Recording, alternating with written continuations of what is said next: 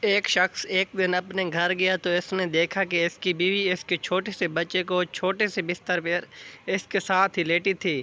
وہ شخص حیران ہوا اور پوچھا کہ اگر آرام کرنا ہے تو اپنے بستر پر لیٹ جائیں، یہاں تو اور ہی تھک گئی ہوگی۔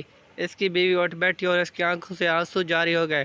شوہر پریشان ہو گیا۔ بیوی نے پوچھنے پر بتایا کہ صبح وہ کچھ امداد دینے کسی یتیم خانے گئی تھی۔ وہاں اس نے دیکھا کہ چھوٹے چھوٹے سے بچے جو ابھی کچھ مہینوں کے ہی تھے اپنے پگوڑوں میں چپ چاپ تمیز سے لیٹے ہوئے تھے۔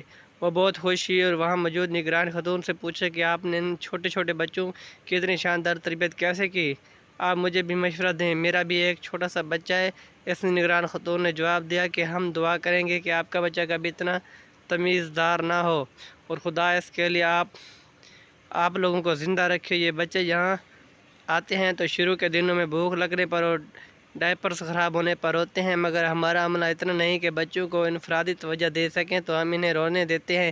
کچھ ہی دنوں میں انہیں عادت ہو جاتی ہے کہ یہاں ان کے رونے سے ان کی حاجت روائی نہیں ہوگی۔ کھانا ہو یا ڈائپرز تبدیل کرنا، ہنگامی صورت کے علاوہ ہر چیز مقررہ وقت پر ہی انجام پاتی ہے۔ جب وہ یہ بات سمجھ لیتے ہیں تو ان کا رونا کبھی کم اور عموماً بالکل ختم ہو جاتا ہے۔